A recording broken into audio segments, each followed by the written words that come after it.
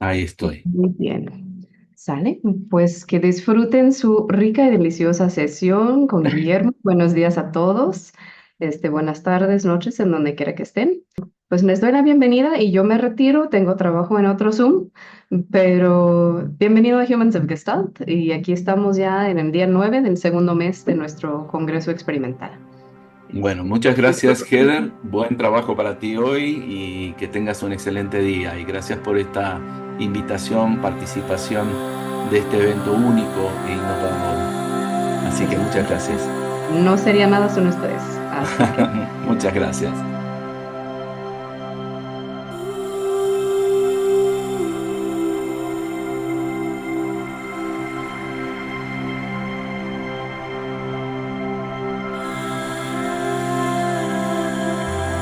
Muy bien, vamos a ir comenzando.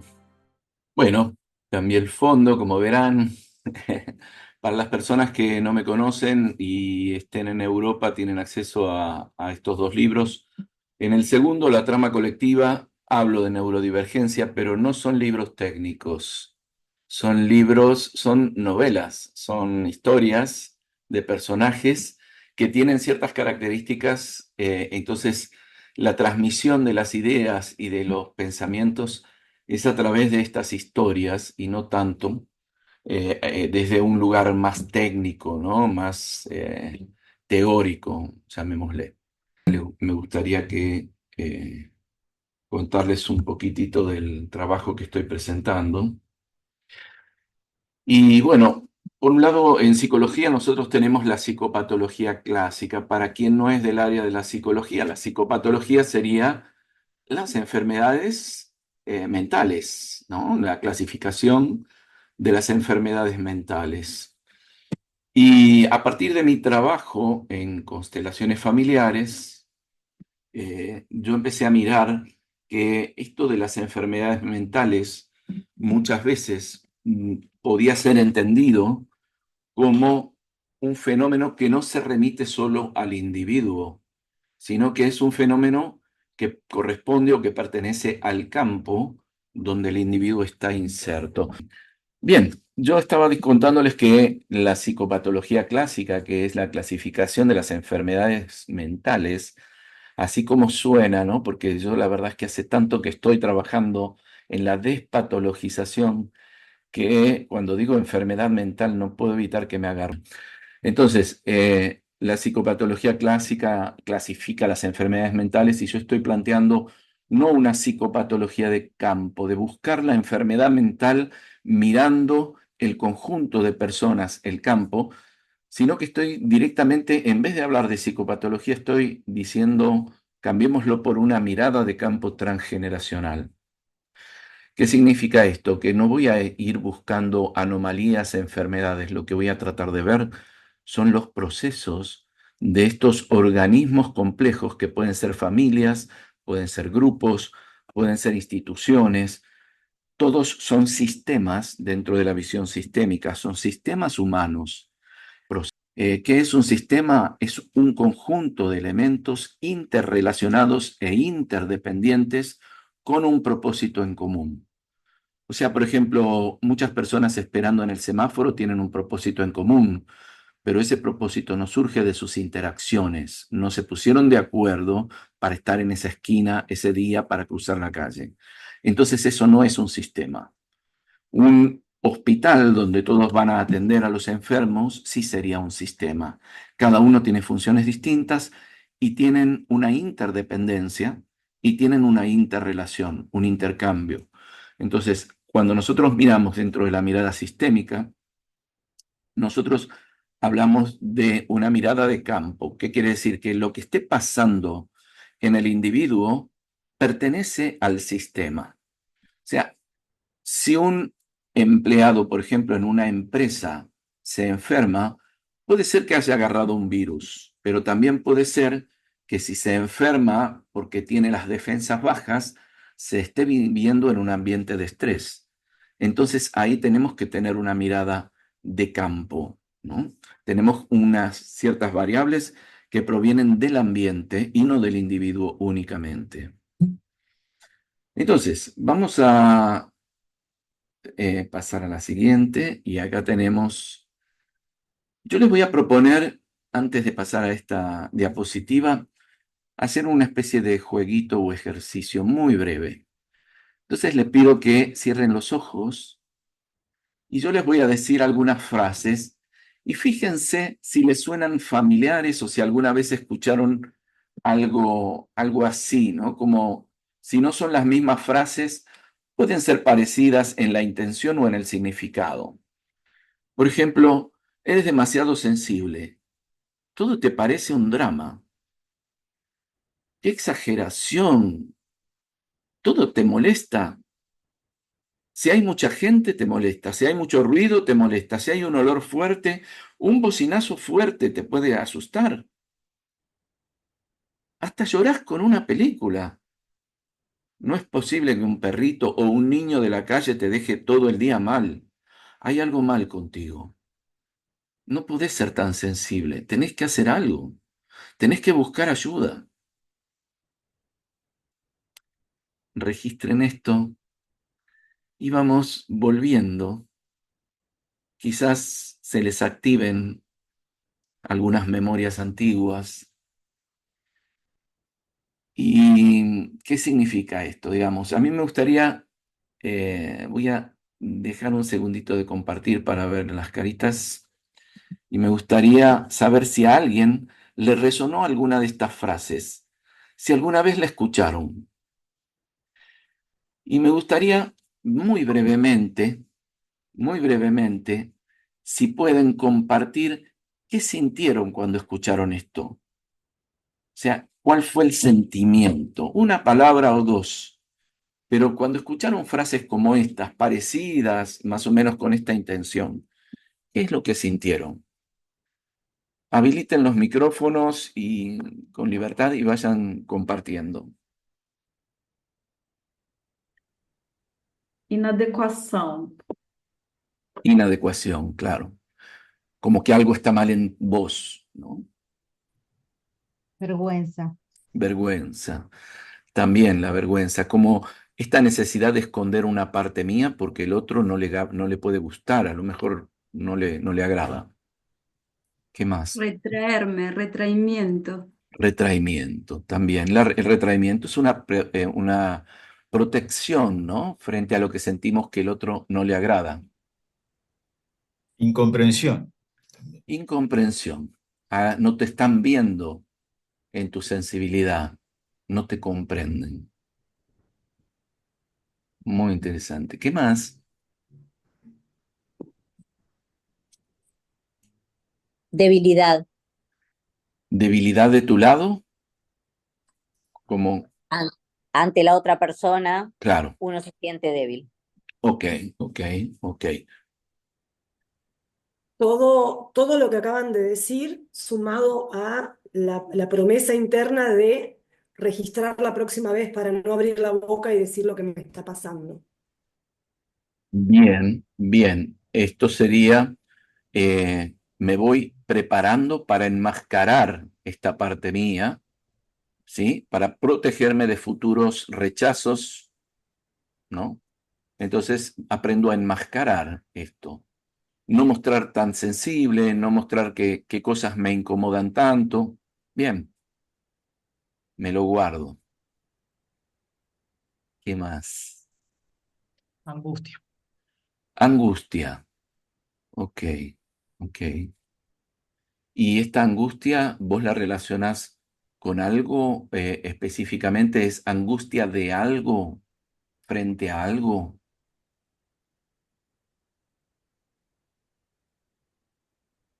Cuando te dicen cosas así, ¿qué es lo que te angustia? No, no lo estoy registrando ahora. Quizás como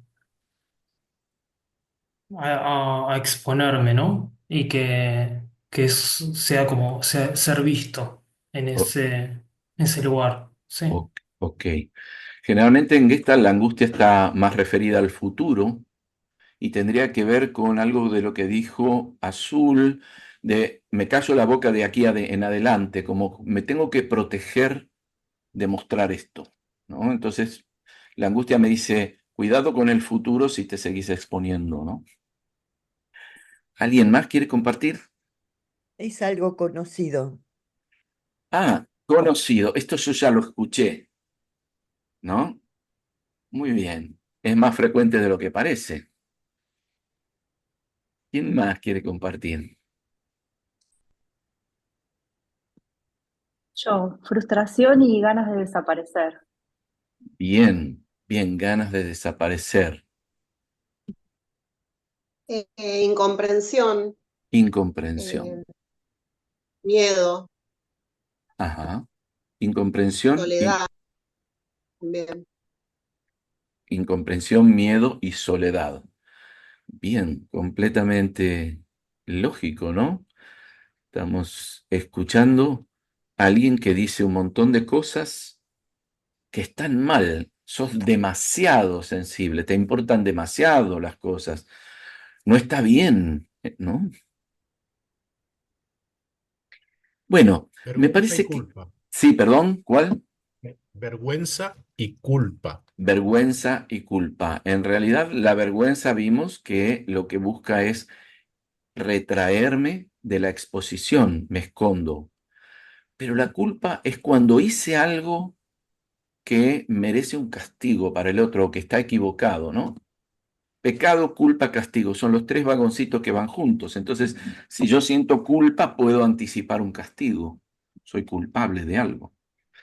Entonces, vemos en todos los casos, por lo menos en todo lo que han compartido, en principio como yo lo que veo es, digo, pucha, escuchamos demasiado este mandato de sentir menos, de que las cosas nos afecten menos, de que tendría que resbalarnos ver un perrito o un niño de la calle, o una película violenta, o la agresión o una discusión, que esto nos tendría que resbalar, ¿no? Y parece como que ser normales es que estas cosas nos resbalen. En un mundo que está falto o carente de empatía, por lo menos en los lugares de más poder, en un mundo que está desafectivizado, en un mundo que está deshumanizado, sentir demasiado, ¿será el síntoma o será la cura? Y el síntoma será no sentir demasiado, anestesiar el sentir. Bien, esta es una pregunta que yo me hice en algún momento cuando empecé a trabajar con neurodivergencia. Y vamos a ir viendo de qué se trata esto. Les voy a compartir una frase que adoro, ¿no? De Krishnamurti. La deben conocer seguramente, pero ahí va.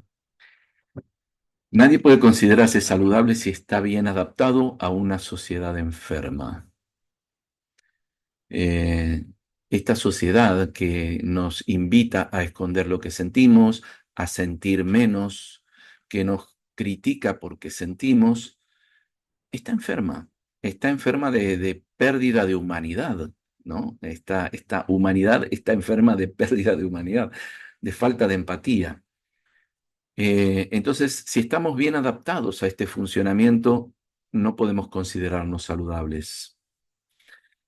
La medicina tradicional y la psicología es heredera del paradigma biomédico, que es la manera en que la medicina estudió las patologías, las enfermedades.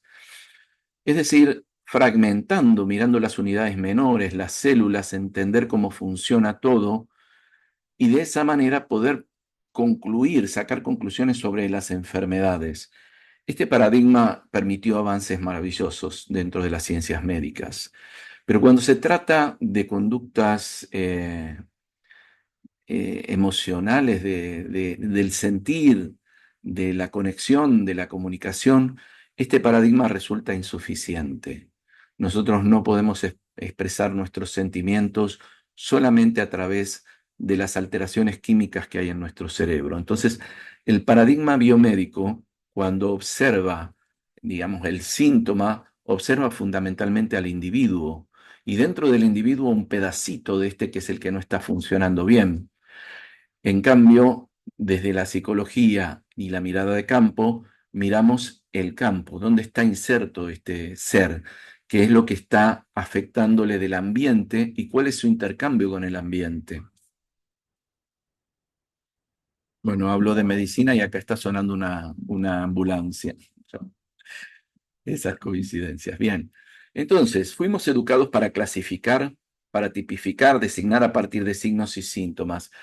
Nos enseñaron que, bueno, el enfermo es la persona que tiene el síntoma o que tiene signos de enfermedad, aunque no los sienta, y separamos la salud de la enfermedad. Ahora, parece ser que la salud deriva, si esta no es la definición de la OMS, ¿no? De la Organización Mundial de la Salud, pero en el común parece ser que salud es la ausencia de síntomas. Y además, esta ausencia de síntomas nos permite servir sin cuestionar el orden hegemónico, hacer nuestro trabajo, pagar nuestras deudas, pagar los impuestos, cumplir con nuestras obligaciones de ciudadanos. Esto sería ser saludables. Y todo lo que disiente con ese orden sale de los estándares y será considerado una enfermedad.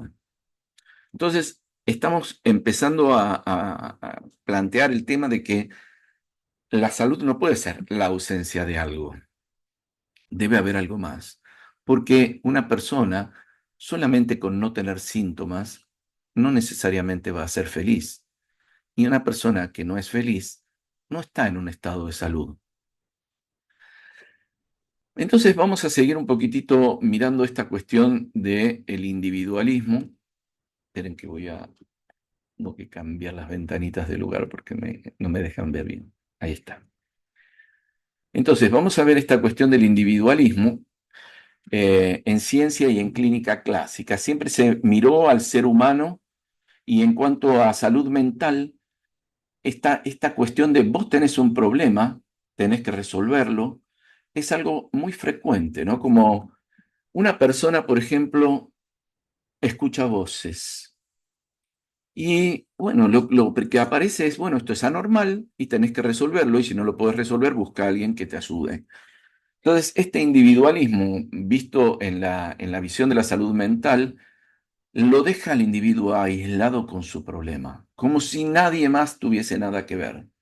Nadie se pregunta de dónde vienen esas voces, qué le dicen, cuándo fueron escuchadas en algún momento de su vida. Entonces aparecen los modelos y la estandarización. ¿Qué quiere decir esto? Bueno, hay un máximo de sentir y un mínimo de sentir. Si sentís menos de eso, estás enfermo. Si sentís demasiado, estás enfermo. Esta faja intermedia, que sería la normalidad estadística, o sea, la mayor cantidad de casos. Más personas sienten así, esto es lo normal. Esto cambia con los tiempos, obviamente, ¿no? Pero de todas maneras, generalmente se van adecuando los criterios a los distintos parámetros de la época. Hay un poder en el paradigma individualista en la salud mental, este poder de decir, bueno, vos tenés un problema. Trabajando en constelaciones familiares, uno trabaja con generaciones más antiguas y una cosa que veíamos era, por ejemplo, que las mujeres no tenían legitimado el derecho a la propiedad. Entonces era bastante frecuente que una mujer, por ejemplo, fuera rica porque heredó o porque trabajó y generó una fortuna, y que los hombres en torno a ella demostraran que estaba loca y le quitaran sus bienes para administrarlos, encerrándola en un loquero, por ejemplo. Esto era bastante frecuente, se ha visto, que de una manera u de otra se les quitaba ese poder. Entonces, detrás de la salud mental existe también un poder. Existe el poder de que yo sea visto como un individuo y sea escuchado como tal.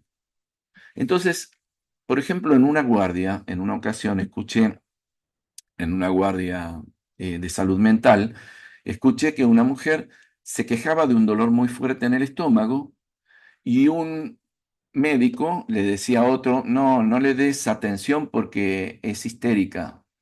Y viste que las histéricas se inventan. O sea, un estigma, un rótulo de una patología le quitó la legitimidad, la subjetividad de ella definir lo que está sintiendo y que le crean. Entonces, esto es un ejemplo, ¿no?, que estoy dando, cómo Un diagnóstico en salud mental le puede quitar los derechos a una persona, la puede enajenar o de sus propiedades o de sus decisiones. ¿Mm? Dentro del paradigma individualista hay emociones prohibidas por nuestro tiempo. Nuestro tiempo a lo mejor está como lo más imperante es el capitalismo consumista, esto de tener, consumir, producir. Y hay emociones que están prohibidas, o sea, nosotros necesitamos estar al servicio de que se sostenga este sistema. Y cuando empezamos a cuestionar este sistema, lo más posible es que seamos caratulados como problemáticos o que nos endosen un problema mental. También hay sobrediagnósticos, personas que vienen con 5 o 6 diagnósticos, ¿no? Me dicen, bueno, a mí me dijeron que soy de altas capacidades, pero también soy un trastorno autista, pero también tengo TDAH, ¿no? Trastorno por déficit de atención con hiperactividad. Entonces, la persona viene con 5 diagnósticos y yo digo, digamos, ¿cómo es esto? Cada vez que cruza la esquina le agregan una etiqueta nueva y anda ahí por la vida definida por un montón de diagnósticos. Además, bueno, hay una cierta regla para los que ya trabajamos en salud mental, en salud desde hace mucho tiempo, y es cuando hay demasiados diagnósticos es porque no hay diagnóstico, o sea, no hay cómo abarcar a esa persona con un rótulo. Entonces, bueno, esto lo dije, nuestro sistema culpa al paciente de la enfermedad, le dice que hay un problema, que lo tiene que resolver, que es su responsabilidad y que podría ser una carga para otros y que si no puede resolverlo, tiene que buscar a alguien que lo resuelva.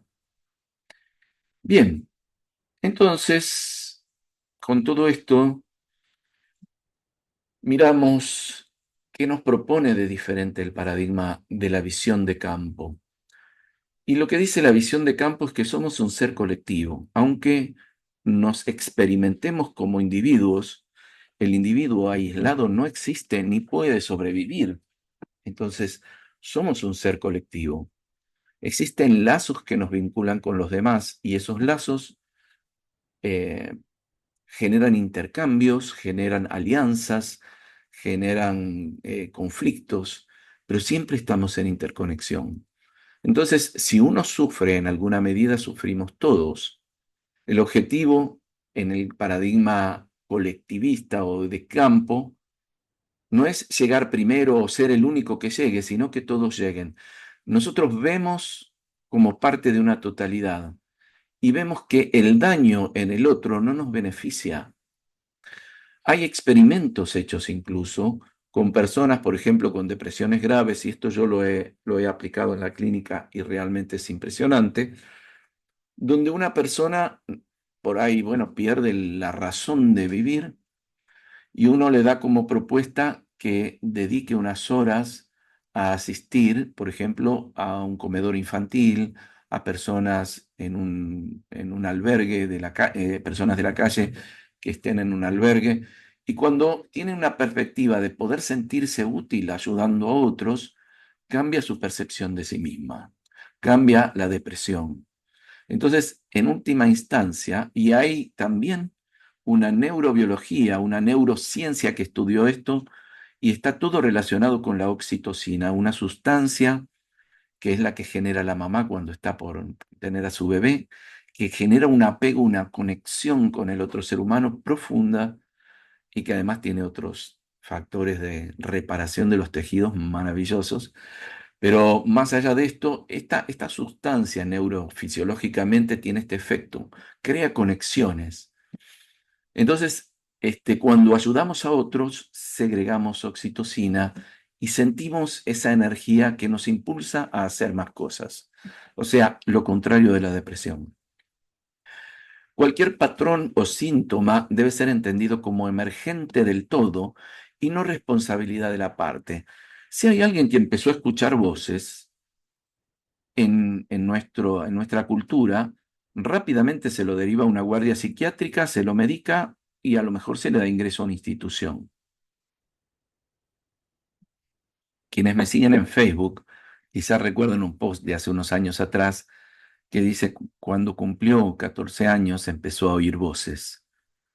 Toda la tribu estaba feliz porque tenían un nuevo chamán. Fíjense, el síntoma, entre comillas, podría ser el mismo. Sin embargo, la lectura y el tratamiento que se le da a este es completamente distinto.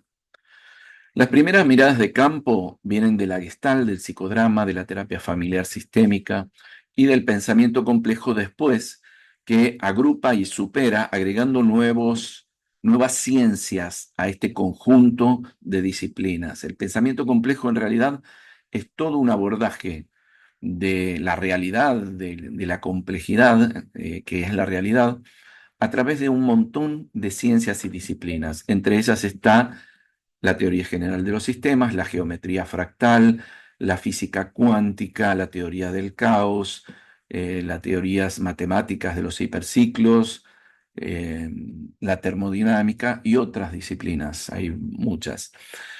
Entonces, cuando se llega a este grado, que es a mitad del siglo pasado, empieza a verse todo como interconectado y aparece la ecología, aparece la visión de los ecosistemas y entendemos que un pequeño cambio dentro de una complejidad de un sistema puede producir una catástrofe. Entonces, cuando un niño consulta, y acá hay terapeutas infantiles también, sabemos que cuando un niño tiene un síntoma, en realidad está denunciando algo que no funciona bien en el sistema familiar al que pertenece. Está haciendo el trabajo de sanar o de intentar sanar ese sistema. Miramos entonces los ecosistemas, miramos a las familias, miramos a las sociedades como seres vivos, colectivos, integrados por muchas células. Cada ser humano sería una célula de un cuerpo que está en evolución. Y evolución no hablo solamente de evolución biológica, sino también de aprendizaje, ¿sí? Dentro de la psicopatología clásica difícilmente se interroga sobre el para qué del síntoma más allá del individuo. Se le pregunta o se busca por qué tiene este síntoma y se trata de suprimir el síntoma. Pero nunca se piensa que el síntoma está tratando de corregir algo. Y entonces, ¿qué es lo que está tratando de corregir este síntoma? ¿Qué es lo que está tratando de mostrar? Doy un ejemplo muy sencillo. Una vez estaba en una reunión y hablaban de una mamá que no podía, estaba en la situación de parto y no dilataba, y no dilataba, le hicieron goteo y no dilataba, y no dilataba. Y claro, algunas colegas empezaron con estos clichés. Es una madre retentiva, no quiere soltar al hijo. Bueno, esta sería una lectura posible, ¿no? Circunscribir todo este problema a la madre. Pero ¿cómo estaba el ambiente donde ese hijo estaba llegando? El padre no estaba, se había ido y no estaba disponible. La red familiar no estaba y esta mujer estaba sola en el mundo para encarar que es un cambio gigantesco. Ella no sabía si podía darle todo lo que iba a necesitar esa criatura. Entonces, lógicamente, que no lo iba a largar libremente al mundo, relajada y tranquila y alegre, sino que había algo que le decía, este ambiente no está listo o yo no estoy lista. Entonces, no era que era retentiva, era que este entorno no estaba acompañando este cambio tan profundo. Algunas configuraciones son llamadas de trastornos. Y acá, bueno, vemos en los manuales diagnósticos, trastorno por déficit de atención, con hiperactividad o sin hiperactividad, trastorno del espectro autista, trastorno de la personalidad, trastorno general del desarrollo, trastorno psicótico, en fin, todos parecen ser trastornos, como si hubiera algo normal y cuando esto se trastorna aparecen estas configuraciones. Ahora, cuando uno mira estas configuraciones en los manuales, lo que ve es que describen todo lo que tiene en menos en relación a otro. Por ejemplo, dificultad de comunicación social, por ejemplo, una sensibilidad exacerbada que le cuesta encaminar, expresar, manejar. Entonces uno ve los déficits, pero no se ponen a estudiar los plus, o sea, lo que tienen en más, lo que tienen por encima de la media. Entonces, dentro de la psicopatología tendríamos que comprender que somos una totalidad y que a veces estas personas enfermas, entre comillas, son solo canales de transformación.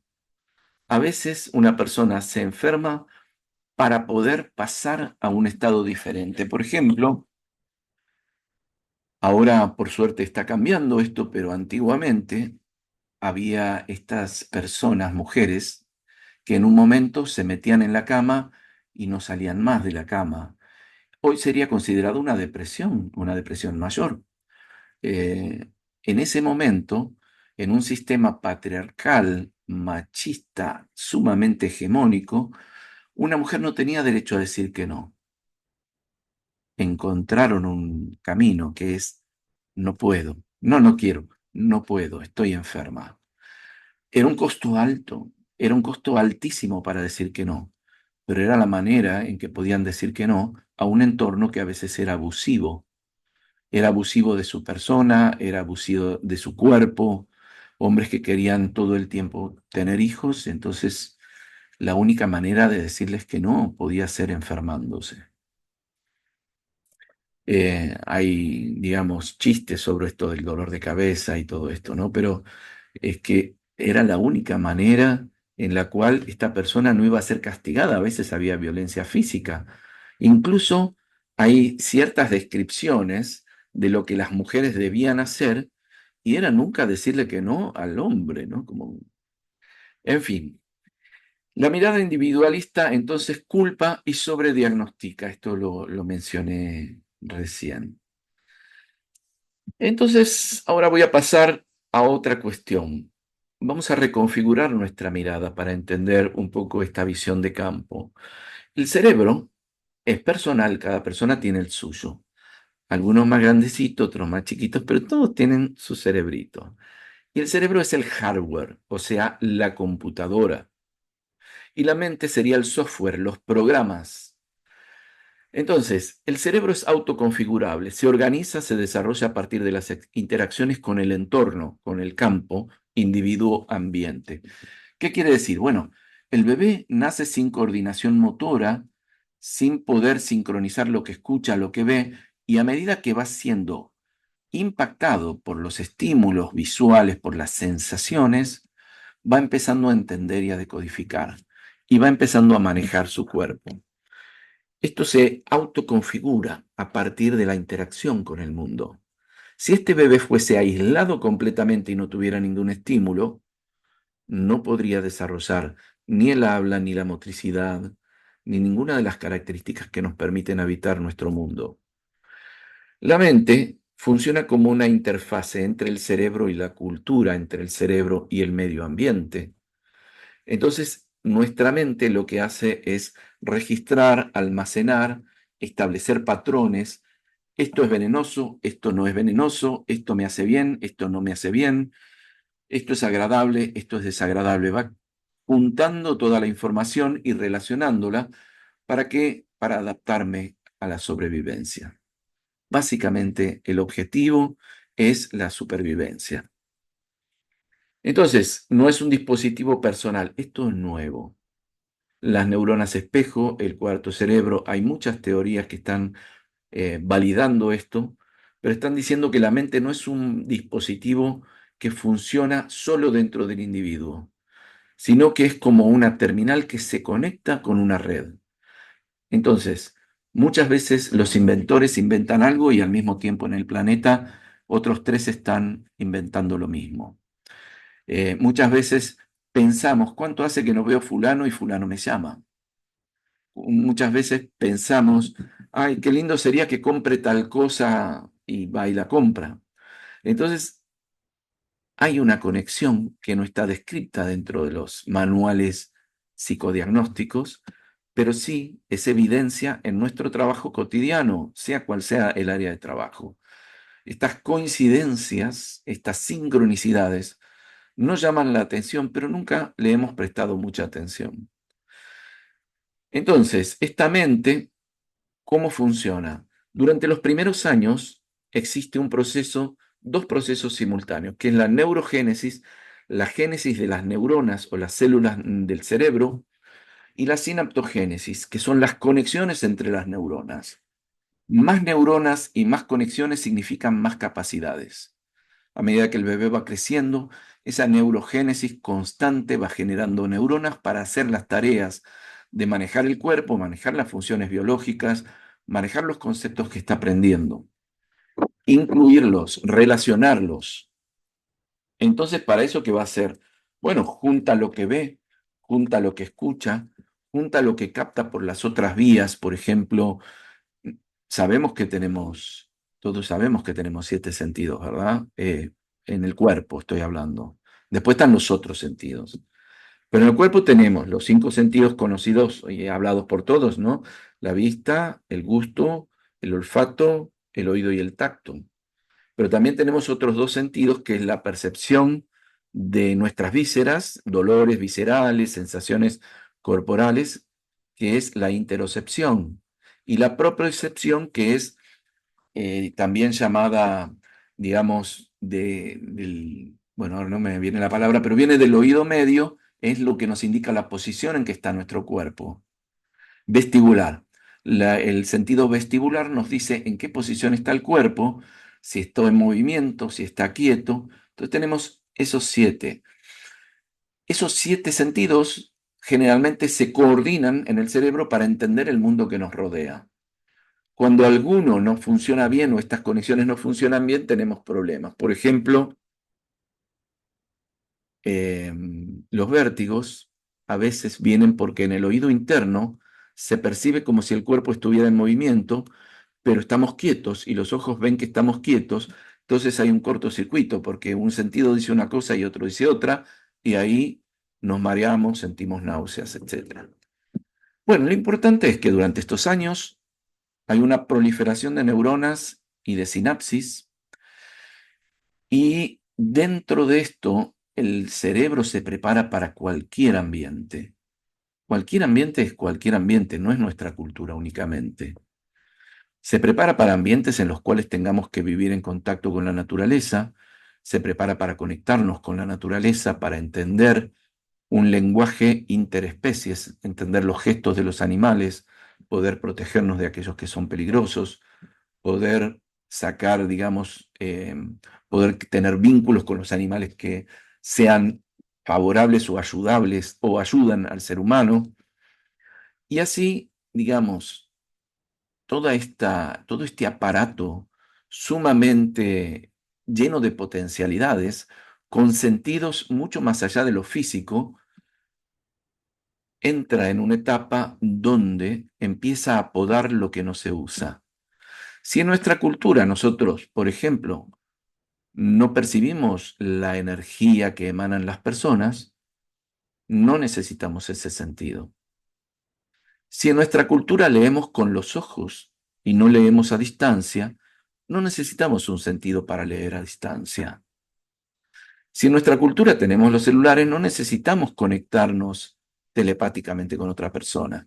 Entonces, todo lo que no se necesita se va suprimiendo. Este proceso empieza a los 4, la poda o pruning. Este proceso empieza alrededor de los 4 años y sigue hasta la adolescencia, y a veces después continúa, donde, por ejemplo, un bebé o un niño pequeño le dice a la mamá: mamá, anoche vino la abuela, me contó un cuento, se quedó conmigo, y la mamá le dice: no, mi amor, soñaste, porque la abuela falleció. La abuela no te puede venir a visitar. No, no, pero habló conmigo y te dejó saludos y qué sé yo. Y entonces la madre le insiste: no, no, eso fue un sueño, porque la extrañás. Entonces ese nene aprende a dejar de percibir aquello que estaba percibiendo y a colocarlo en otra clasificación, que es: esto no es información objetiva, esto no hay que tomarlo en cuenta, esto no es información válida. Esto fue un sueño, imaginación, fantasía, lo que sea. Así en constelaciones vemos a veces niños que tienen amigos invisibles y resulta que la mamá perdió un hermanito, pero ellos siguen encontrándose con ese hermanito. Pero son amigos invisibles, son fantasías de los niños. Lo que no se usa tiene un sentido de que se desarme, porque los materiales son reciclados para fortalecer los circuitos que son verdaderamente importantes en nuestra cultura. Vale decir, aprender de cuánto vale una cosa, cuánto vale la otra, las matemáticas, bueno, todo lo que nos enseñan en la escuela es la prioridad para funcionar en nuestra cultura, y entonces vamos a dejar de lado esas conexiones, quizá que es la percepción de las dimensiones alternas, la visión a distancia, la visión extraocular, la visión prospectiva o intuición del futuro, la hiperempatía, que es sentir la enfermedad del otro en mí mismo. Perdón, eso será la hipocondría, ¿no? Bueno, no. La hiperempatía física, cuando siento la enfermedad del otro en mi cuerpo, pero creo que me la estoy inventando y no es del otro, porque no lo conecto con el otro. Generalmente dicen, te inventás enfermedades. No, por ahí hay alguien que tiene esa enfermedad cerca y yo lo estoy captando por empatía. La empatía emocional, cuando alguien está angustiado y la persona empieza a sentir esa angustia, ¿sí? Yo creo que esto, dado los comentarios que escuché al principio, muchos de nosotros no nos parece tan ajeno, ¿no? La comunicación directamente a mente, la comunicación interespecies, saber que el animal me entiende o poder entender a un animal, la conexión con la naturaleza. Hay gente que sabe, oliendo una hierba, para qué sirve esa hierba. Tocándola, oliéndola, sabe qué le puede hacer bien. Y la memoria ancestral también, ¿no? Es un sentido. Hay gente que le llama vidas pasadas. Para mí, digamos, yo todavía estoy decidiendo qué es lo que... Pero lo que sí sé es que son vidas de otras personas que existieron en otro tiempo y yo creo que son ancestros nuestros. Entonces, todo eso se va perdiendo porque no es interesante para nuestra cultura, no es funcional. Bueno, también, acá no lo coloqué, pero en el anterior sí, la conexión con el gran servidor, ¿no? Con la red, la internet de todo el campo de información de la humanidad. Muchas personas, que hablamos de personas hiperinteligentes, iluminadas, intuitivas, creativas, en realidad se conectan con la gran red de conocimientos de toda la humanidad y de ahí les llegan las inspiraciones. Grandes matemáticos hablan. Había un matemático indio, ahora no me acuerdo el nombre, pero fue una eminencia, y decía que una de las diosas hindúes le susurraba las ecuaciones. Entonces, esto es porque le había quedado activa esa conexión. Esta poda no había destruido todos los circuitos. Hace poco, digamos, ya se está corroborando. Si bien como adultos hemos perdido estos circuitos, lo que tuvimos con entrenamiento se puede llegar a recuperar, aunque sea en parte. Hay que querer hacerlo, claro. Bien, neurodiversidad. Una activista y socióloga, Judy Singer, acuña este término de neurodiversidad. ¿Frente a qué? Frente a la patologización de todo lo que sale del estándar funcional a la sociedad de consumo.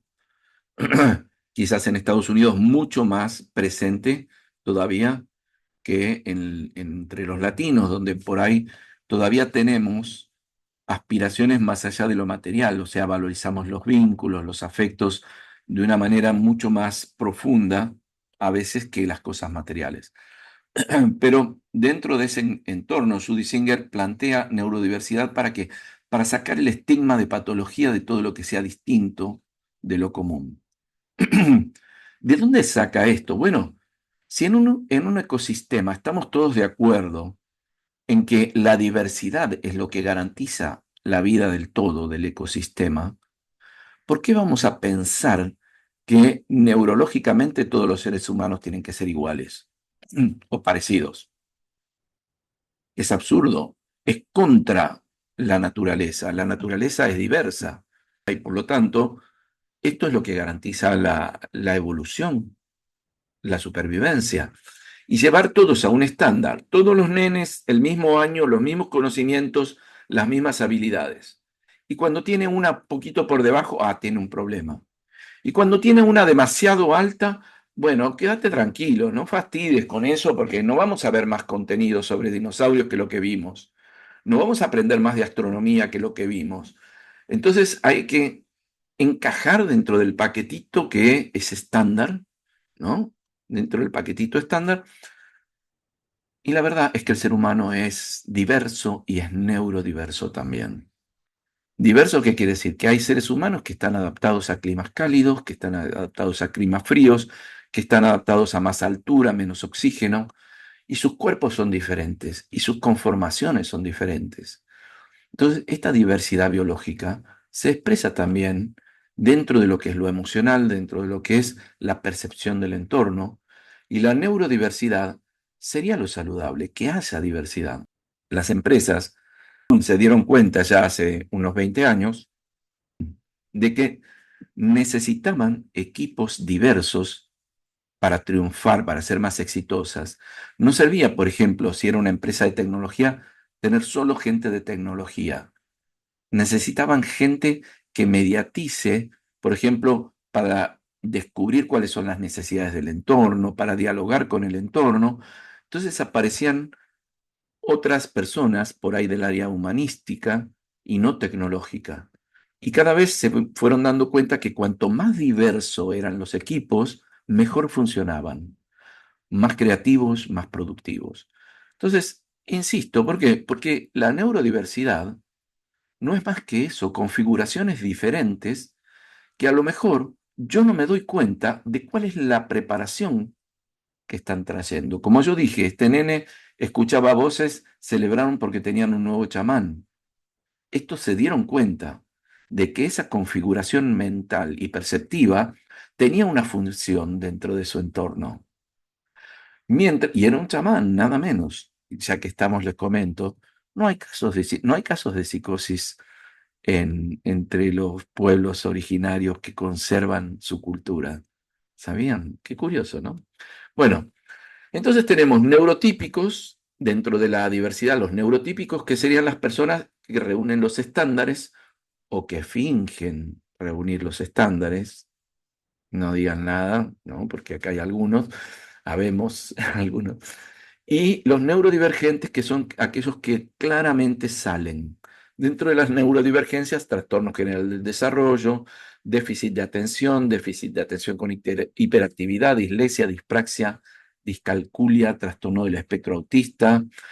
En fin, hay un montón de configuraciones, altas capacidades, personas altamente sensibles, trastornos de la personalidad, psicosis, bipolaridad, hay muchas más. Pero somos muy prolíficos para ponerle nombre a lo que destaca en algún nivel que nosotros no destacamos. Les doy un ejemplo. Uno de los parámetros para determinar la depresión, por ejemplo, para diagnosticar una depresión, según los manuales mentales, estadísticos mentales de ahora, es atención disminuida. Bien, ¿quién decide que esta persona tiene la atención disminuida? Obvio, el entrevistador.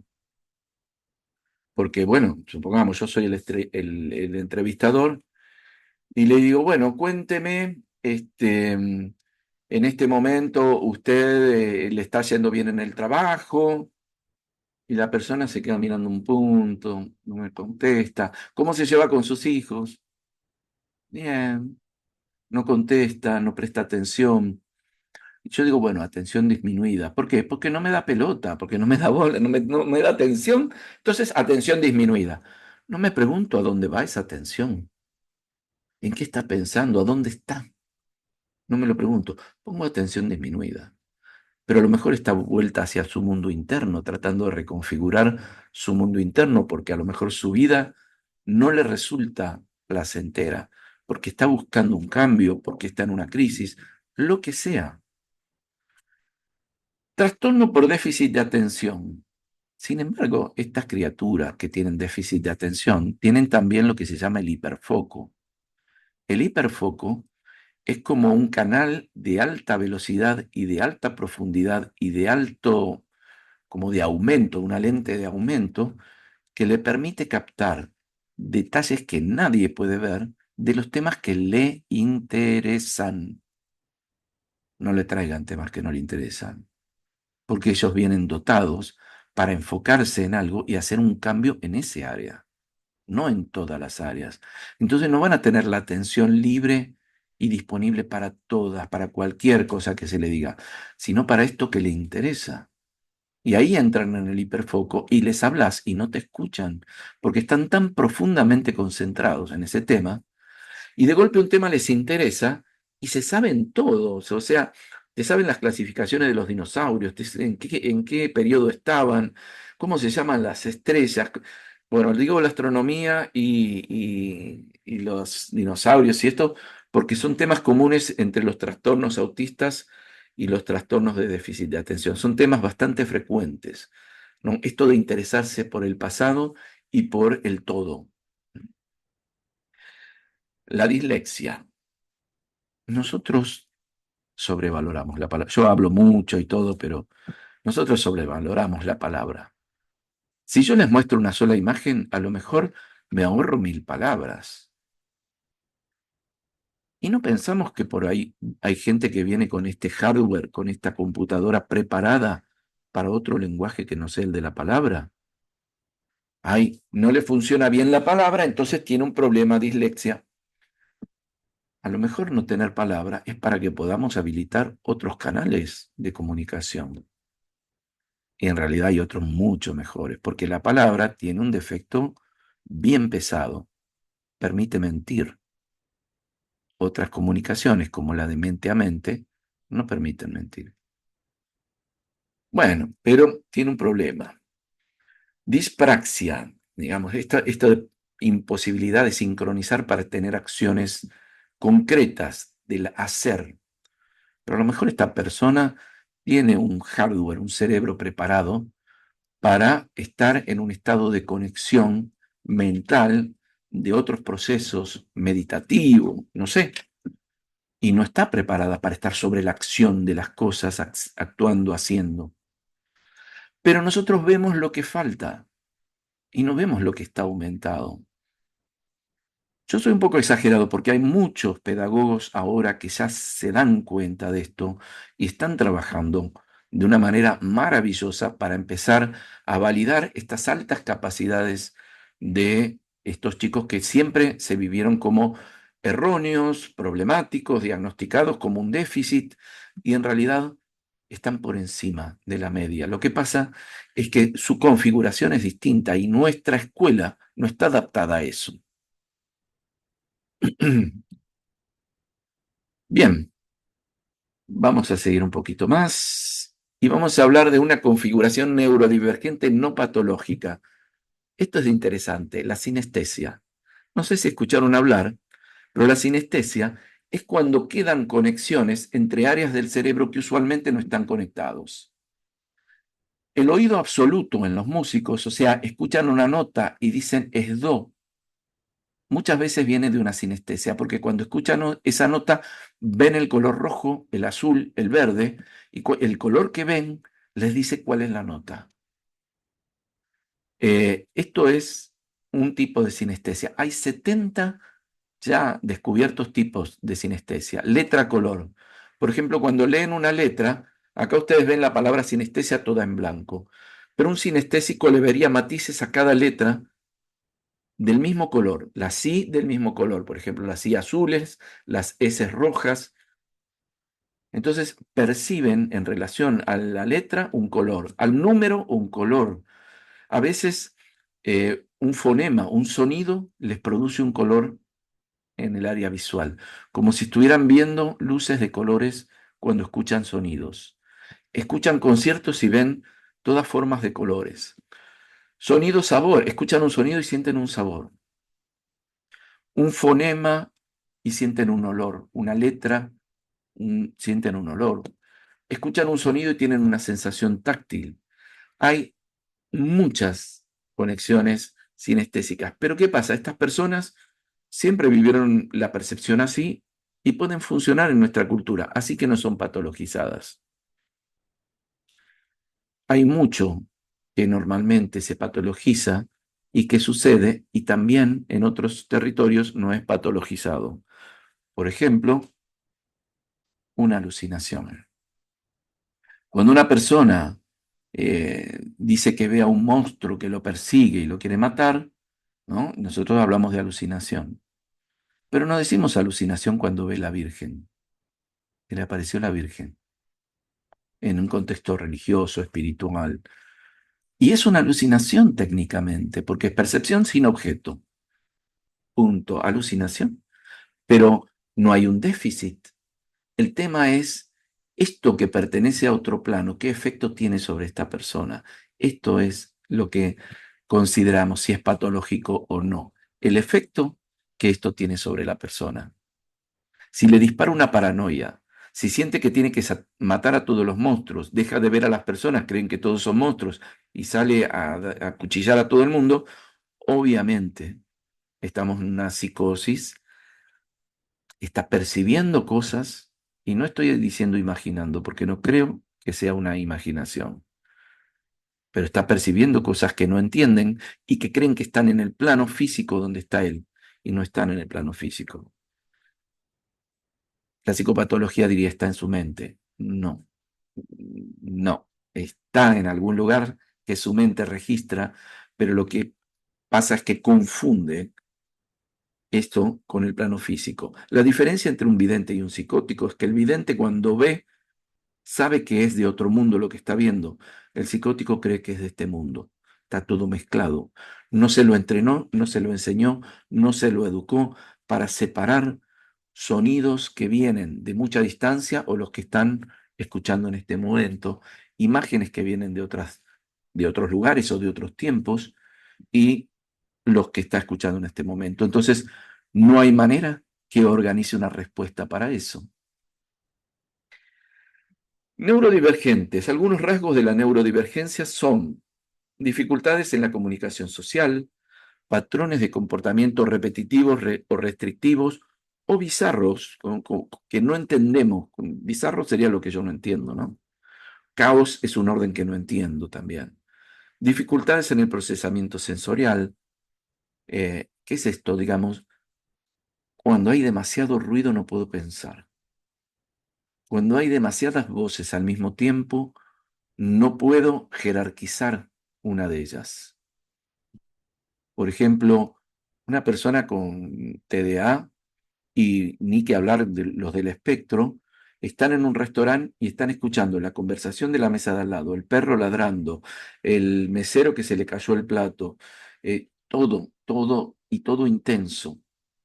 Y llega un momento que esto es tan abrumador, tan desgastante, que pueden tener una crisis. ¿Para qué? Para salir de ese entorno y bloquear todo eso que lo abruma.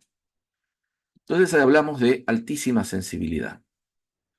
Problemas de atención y concentración, diferencias en el procesamiento, piensan de otra manera, creativa, ¿no? Grandes artistas serían personas neurodivergentes. Se dice que Van Gogh incluso era sinesteta, ¿no? Él combinaba, digamos, percibía sonidos, colores combinados. Y una emocionalidad exacerbada. Bueno, esto ya estamos un poco repetitivos. El contacto físico es restringido porque un toque transmite tanta información que es muy difícil de procesar.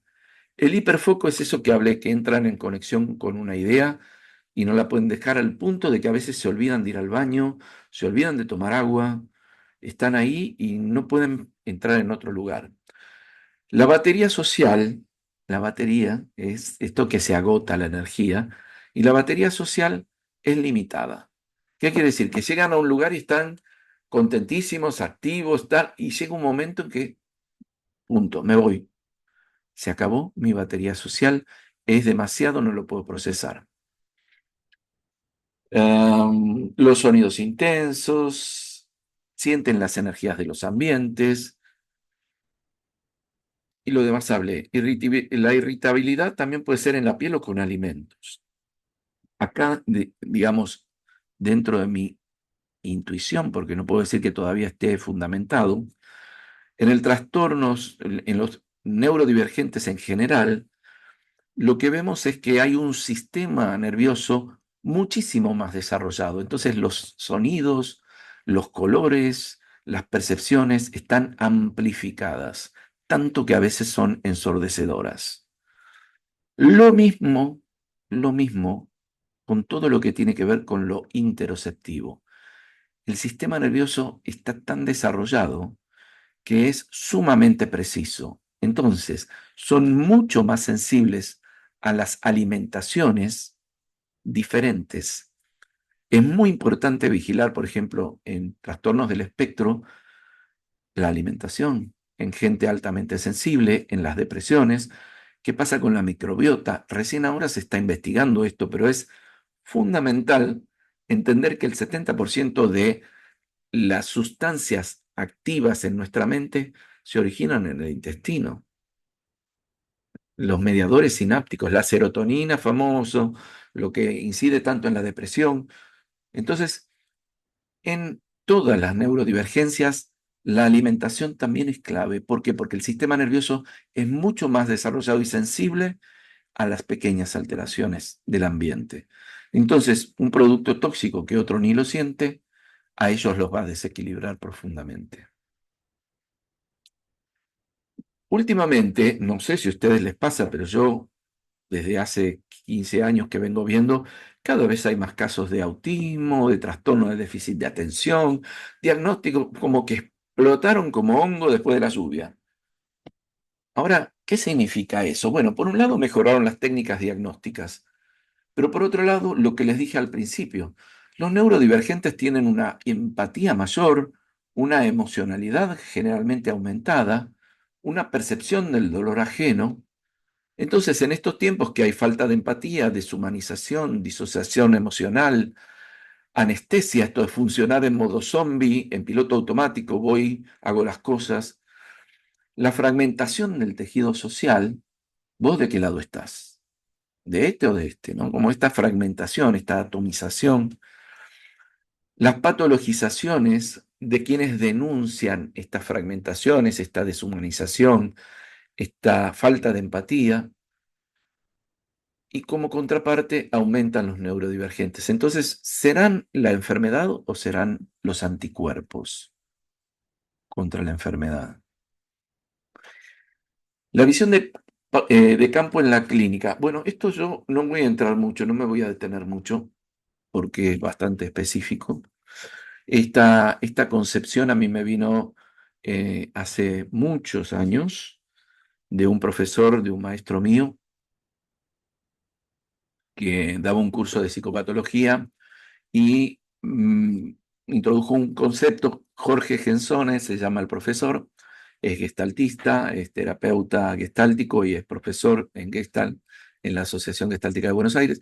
Bueno, y él lo que dijo es, todos miran la patología del paciente, pero ¿por qué no miramos la intersección entre la patología del terapeuta y la del paciente? Ese conjunto que hace que se encuentren y encajen y que haya un vínculo, que haya un intercambio, una conexión. Y esto a mí en su momento, yo te estoy hablando de hace 25 años, me voló el mate. Yo dije, wow. Bueno, después de mucho tiempo estudio constelaciones y me voy dando cuenta de que cuando viene a consulta alguien, no viene un paciente, viene un sistema familiar, viene toda una historia. ¿Y se encuentra con quién? ¿Con un terapeuta? No, con una historia también, de montones de ancestros. Así que yo no sé si son nuestros ancestros que se pusieron de acuerdo para que se encuentren las dos personas o cómo vino esto, pero al patologizar las neurodivergencias, nosotros no vemos todos estos sentidos adicionales que traen a una persona a la consulta, ¿no? Los neurodivergentes expresan necesidades de la totalidad. O sea, esta persona viene con su sistema expresando historias no resueltas de su familia. Y en la clínica tenemos que observar el campo entre ese sistema y mi sistema para poder encontrar los caminos. Y a veces es muy es muy impresionante esto, pero a veces ciertos pacientes esperan a que nosotros resolvamos algo en nuestra historia para ellos abrir un tema, ¿no? Porque de golpe nos pasó algo, que pudimos entender algo y a la sesión siguiente la persona trae esta situación también a su terapia. Entonces hay una sincronía entre los campos de ambos. Entonces a esto le llamamos sinergia intersistémica. Es a favor del paciente, pero también cuando muchas personas se encuentran, muchos sistemas se encuentran y a veces para reparar cosas muy antiguas. Hay muchísimas más conexiones y variables en movimiento en el encuentro de dos personas que esas dos personas. Cuando una pareja se constituye, son dos sistemas que se encuentran. Y a veces ese encuentro está al servicio de una historia de rechazo. Por ejemplo, una persona negra y una blanca que se juntan, un judío y una católica, o un judío y un musulmán, se juntan para juntar mundos que se fragmentaron. Bien, a veces, no siempre. La cuestión es que es bastante difícil ser puente entre territorios en conflicto. Estas parejas tienen una atracción muy fuerte, imposible de resistir, pero también representan esas historias en conflicto y van a tener que trabajar mucho para poder sostenerse. Como contrapartida, esta atracción es tan fuerte porque viene al servicio de algo mayor, porque es un movimiento evolutivo del todo, no solo de la parte. Bien, clínica del individuo al campo. Pasar del individuo al campo en el trabajo de consulta. El cuerpo hay que verlo ya como escenario de conflictos familiares. El inconsciente familiar, social y planetario tiene que ser tomado en cuenta. El inconsciente colectivo, transpersonal, también es otra forma de nombrarlo. Pensamos en pactos, acuerdos inconscientes transgeneracionales. Cuando una persona dice no quiero esto, a veces está respetando un pacto antiguo, que fue útil en una época, pero hoy ya no es útil. Y a veces ni siquiera sabe que lo está haciendo. Nuestro trabajo sería ampliar esa conciencia para ver en mi historia lo que hicieron otras mujeres y de alguna manera proponer hacer un cambio, respetando la historia de los otros, pero elegir otro camino. Pero para eso tengo que ver las opciones. El trauma familiar, el desvío, el error sistémico es cuando hay un síntoma, cuando hay un problema, a veces es porque eso es un factor de corrección. Supongamos, murió un bebé y se negó su existencia directamente. Entonces, el hermanito que nace después, años después, ¿no? Empieza a preguntar sobre la muerte, dice que se imagina a veces que está encerrado en un cajón o algo así. Bueno, esto no es algo de él. Esto es algo que en un momento se excluyó, no se habló y ahora este niño lo está captando del campo. Entonces necesita tener la información. Yo lo explico muy rápido porque, bueno, me extendí de más, pero son temas como para detenerse también. Dentro de la Gestalt hay una cuestión que hablamos de isomorfismo, el cuerpo y la mente. O sea, hay una conexión enorme entre lo que el cuerpo expresa y lo que la mente está sintiendo. Pero cuando hablamos de mente, no nos hablamos solamente de mente personal, ¿sí? Hablamos siempre de campo, individuo, ambiente, y cuando hablamos de la mente, lo mismo. Entonces, a veces, lo que estamos viendo en el individuo es simplemente una representación de lo que está pasando en su entorno. Les voy a dar un ejemplo. Un niño desarrolla una enfermedad autoinmune donde una parte del cuerpo ataca a otra y resulta que sus padres están en un juicio de divorcio feroz. Se están atacando. Entonces, como el niño tiene las genéticas de ambos, su cuerpo es la síntesis de ambos cuerpos. Y si esas personas se están atacando, su cuerpo refleja esa guerra. Bien, vamos a seguir. Me gustaría escucharles también. Y si tienen alguna pregunta, la pueden poner en el chat también, así no se les olvida. Y en cuanto al campo terapeuta-paciente que yo mencioné a Jorge Gensone y todo lo que inspiró, todo contacto siempre es una co-creación. O sea, en la experiencia de contacto, en el encuentro entre dos personas, se crea algo, esta terceridad, un campo y un sistema nuevo, un sistema íntimo que le llamamos. Esto no es solo válido para el terapeuta y paciente, sino para cualquier encuentro entre dos personas. Cuando yo conozco a alguien, esa persona empieza a afectarme y yo a afectarla a ella. Afectar no es negativo necesariamente. Hay algo del otro que se va a impregnar en mí y hay algo mío. Esto es el resultado del contacto. No hay contacto sin consecuencias. Siempre toda experiencia de contacto algo va a dejar, por mínimo que sea. Y muchas experiencias de contacto van a ir acumulando y en algún momento van a provocar un cambio. Entonces, si en este campo, terceridad que le llaman, no hay cambio. Si cambia una parte, en cambio, dentro de ese contacto, dentro de ese sistema íntimo, una parte cambia, cambia el conjunto.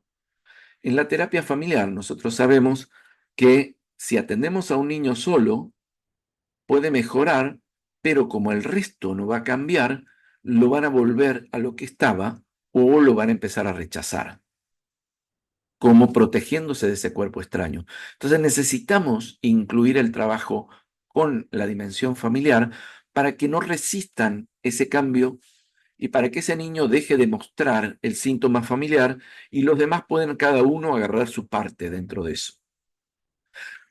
Entonces, si cambia una parte, cambia el todo, pero si el todo rechaza esa parte, rechaza el cambio. Entonces, estos encuentros no son por casualidad. Personas, terapeutas y pacientes, nunca es por casualidad. La pregunta es cuando alguien supervisa conmigo y me dice, no, es que yo no quiero atender este tipo de pacientes. Le digo, bueno, no lo atiendas si no quieres, pero pregúntate, ¿para qué esta persona hoy, en este momento mío? ¿Para qué esta persona viene, se me presenta en este momento mío?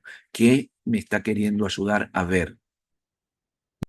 Bueno, yo hablé de la sinergia intersistémica, así que esto es un poco más de lo mismo. Y vamos a hablar un poquitito apenas de la neurodivergencia, que hablamos de alta sensibilidad, desorganización sensorial, percepción no ordinaria. Y esto es un tema clave, masking o enmascaramiento.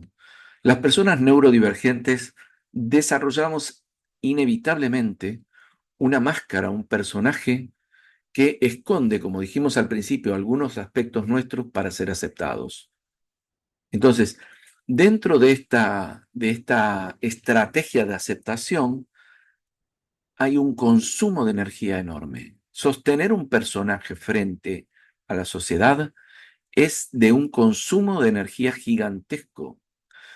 Y yo esto que trabajé en diversidad sexual, lo comparo mucho con estar dentro del armario. Es como que la persona neurodivergente está dentro de un armario, se guarda ciertas cosas porque cree que van a ser rechazadas, no las muestra, las vive a solas, y esto le implica una inanición social, una falta de contacto, un aislamiento, una falta de soporte, que obviamente, digamos, representa una pérdida importante.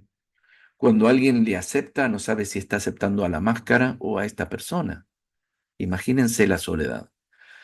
Entonces, esto es un fenómeno que ahora con el trabajo en neurodivergencia, las personas están aceptando su configuración no como una enfermedad, no como un déficit, sino como una configuración atípica, específica, distinta, y esto les permite ser ellas mismas y decir, mira, encontrémonos en un lugar que haya menos ruido, o si están hablando todos, yo no puedo, o si hay más de tantas personas en la sala, me va a costar.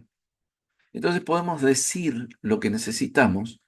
¿Y esto qué significa? Que podemos desplegar lo mejor de nosotros también. O no estamos sosteniendo una imagen que demanda la mitad de nuestra energía. La hiperempatía también es otra característica que hablé un poquito, que es sentir los sentimientos, las emociones o los dolores físicos del otro que me afecten. Y si el otro no habla de esto, es posible que yo me quede con la sensación de que algo me pasa a mí. Con el tiempo, si lo aceptamos, si nos entrenamos, vamos a ver que en realidad es un don, es la posibilidad de acompañar y ayudar a otros sabiendo por dónde ir.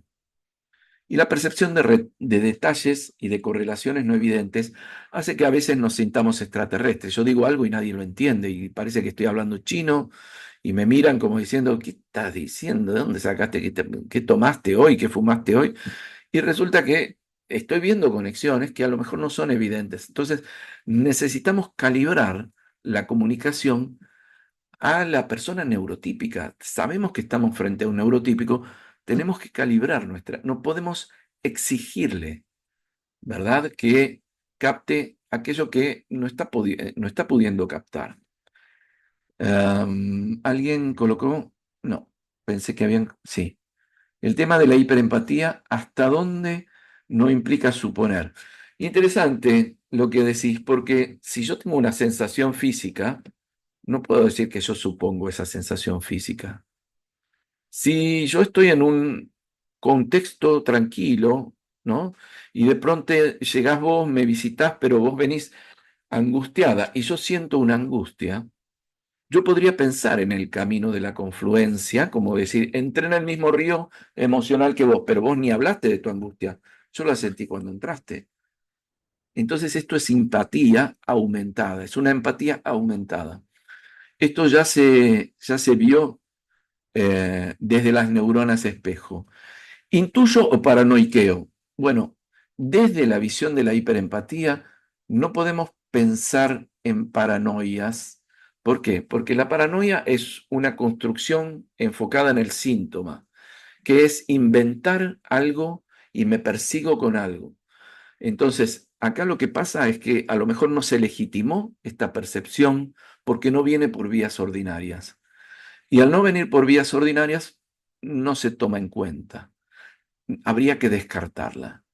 Y esto de decir, bueno, esto es una paranoia, es una manera de invalidar esa percepción. Obviamente son territorios escabrosos porque es difícil dar cuenta de todo lo que estamos sintiendo. Una vez que se abren los canales, uno empieza a sentir cosas y dar cuenta de todo esto, qué hago con todo esto, es todo un paquete. Entonces necesitamos un acompañamiento, necesitamos un entrenamiento y bueno, y poder lidiar con esto. Así que no digo que sea fácil, pero hay maneras. Profundidad en el procesamiento. Hay 4 puntos que definen a la neurodivergencia. Profundidad de procesamiento, sobreestimulación, o sea, los estímulos se captan mucho más intensamente que el resto, la reactividad emocional y la empatía y la sensibilidad sensorial. O sea, vamos a ver que el arte es un camino excelente para estas personas, porque nos permite de alguna manera canalizar ese exceso de estimulación a través de símbolos, simbolizar, esculpir algo, bailar, expresar algo, hacer teatro, pintar. Es como decir, bueno, yo hace muchos años que escribo y una vez escribí, cuando era adolescente, escribir es lo único que me alivia cuando con la vida no me alcanza, ¿no? Entonces hay un lugar donde podemos expresar que sobrepasa lo cotidiano. Bien, acá yo planteo una hipótesis. Esto no es para nada, no figura en los manuales, ni pretende ser una psicopatología, porque en realidad no me gusta la patología por eso más que nada, pero no pretende. Pero lo que hice fue trazar una línea y pensar las personas menos sensibles y las más sensibles. ¿Y cómo iría colocando? Esto no es, repito, esto es un ensayo. Pero creo que la persona menos sensible es el psicópata, ¿sí? En el segundo punto, las personas narcisistas, las que están enfocadas solo en su necesidad y no ven, no registran, no hacen empatía con la necesidad del otro, con el dolor del otro. Es más, un narcisista cuando ve a la otra persona llorando, sufriendo, puede llegar a enojarse porque lo está distrayendo de lo que él quiere, ¿no? Como... Después tenemos a los racionales disociados. Acá se me presenta un conflicto, ¿no? Porque digo, bueno, los racionales y disociados del sentir ¿Por qué se disociaron? Quizá porque sienten demasiado. Entonces, ¿vale que los ponga acá? ¿O los pongo acá desde la defensa de ellos frente al sentir? Que ponen todo en la cabeza, se disocian de lo que sienten, ¿no? Antes nosotros les llamábamos los esquizo, las personas que no conectan mucho con el sentir. Después tenemos los elusivos. Dentro de los elusivos, en Gestalt hablamos de deflexiones, los que hacen chiste de todo, los que cambian de tema, etc. Tienen una sensibilidad, pero la eluden. Después tendríamos los neurotípicos, aquellos que tienen una sensibilidad adecuada, funcional, prolijita, que no tienen estallidos, que dicen lo correcto en todas las situaciones. Dentro de estos neurotípicos, casi superpuesto, pondríamos los neurodivergentes camuflados, que parecemos neurotípicos, hasta que un día, bueno, nos salta la térmica y ahí todo el mundo se da cuenta que era todo un masking y que en realidad sentimos muy intensamente y que hay sentimientos que nos sobrepasan y demás. Entonces, yo tomo mucho en consideración porque el enmascaramiento puede ser tan eficiente y estar tan incorporado que uno ve a la persona con una facilidad de comunicación social, con una soltura, que dice, ay, qué bien que se da con esto, y es todo un trabajo de entrenamiento y ensayo. Y son neurodivergentes en realidad. Después vamos al TDAH, ¿no? Perdón, el trastorno por déficit de atención, con o sin hiperactividad, y el TEA en el grado 1, que sería debajo del grado 1 serían los trastornos autistas subclínicos, pero no me gustan esas terminologías, diría que es la gente del espectro que no tiene dificultades para funcionar en nuestra cultura, pero que a veces puede necesitar aislarse, que tiene pocos amigos, etc. Después ya estamos hablando de sensibilidades, perdón, un poquito más aumentadas. Por ejemplo, los ciclotímicos, personas que hoy están maravillosos, mañana están para abajo, de vuelta maravillosos. Estas oscilaciones dentro de la sensibilidad, dentro de la emoción, también generalmente no, a veces yo veo que responden a oscilaciones ambientales. O sea, uno dice la persona es cíclica internamente porque él sube y baja, pero sube y baja porque vive en un ambiente que sube y baja, porque vive en un ambiente impredecible, fluctuante, inestable, y su ánimo lo refleja. Entonces, desde este lugar, la persona ciclotímica, sí, vamos ahí, Silvia, vamos ahí, a los bipolares también, porque la bipolaridad es como una ciclotimia por 10, ¿no? Multiplicadas por 10. Entonces, son sensibles al ambiente y expresan estas fluctuaciones. Si nosotros pensáramos con la visión de campo y no con la psicopatología, diríamos, esta gente ciclotímica que fluctúa tanto en su estado anímico, nos está queriendo mostrar algo que en su ambiente no está siendo expresado, no está siendo dicho. Quizás. Las altas capacidades vienen acompañadas también de dificultad en la comunicación. Todos tenemos o conocimos algún amigo y la mayoría o amiga y la mayoría nos hemos quedado con la cáscara de pensar que es una persona soberbia, que es una persona creída, porque para ella son todos estúpidos, nadie entiende nada, nadie se da cuenta de nada, ¿no? Y están como en una cosa, una mezcla de enojo, de irritación, que no tienen paciencia para que el otro entienda, que tendría que haber entendido, que cuántas veces te lo tengo que explicar. Bueno, a veces las personas con altas capacidades tienen serios síntomas de relación porque es muy difícil seguirles el tranco, porque las percepciones, las conclusiones, las asociaciones que hacen son tan de alto nivel que nos cuesta. Entonces, es como que, bueno, la gente que estuvo en el área de pedagogía sabe que no todo el mundo puede ser docente. Un niño que no entiende necesita de amor y de paciencia, y no todo docente tiene eso. Bueno, las altas capacidades en general no tienen esa paciencia. Entonces esto le genera problemas relacionales. Y además también tenemos esto del hiperfoco, de la atención sectorizada. Son altamente capaces en aquello que les interesa. Y esto también genera a veces necesidad incluso de que estos alumnos tengan acompañantes en la escuela. Y el pibe es superdotado y sin embargo necesita alguien que lo module, que lo sintonice para poder tomar lo que puede tomar. Tenemos las distimias u oscilaciones dentro del estado anímico, a veces hacia abajo, ¿no? Como hacia la depresión. Y esto también estaría en parte de altamente sensibles.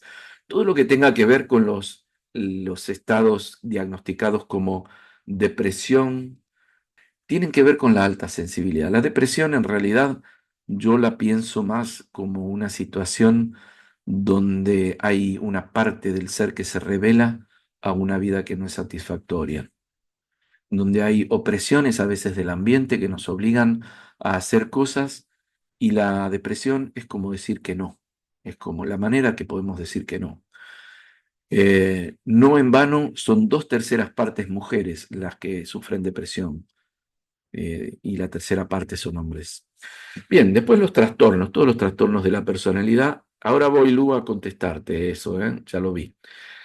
Los trastornos de la personalidad también, los trastornos de la personalidad en general, no todos, pero se caracterizan por tener una explosión a veces emocional, una incapacidad de callarse la boca, de restringir los impulsos, de estallar a veces frente a las injusticias, a veces frente a los abusos, a veces frente a una pequeña agresión, la viven como una agresión violenta.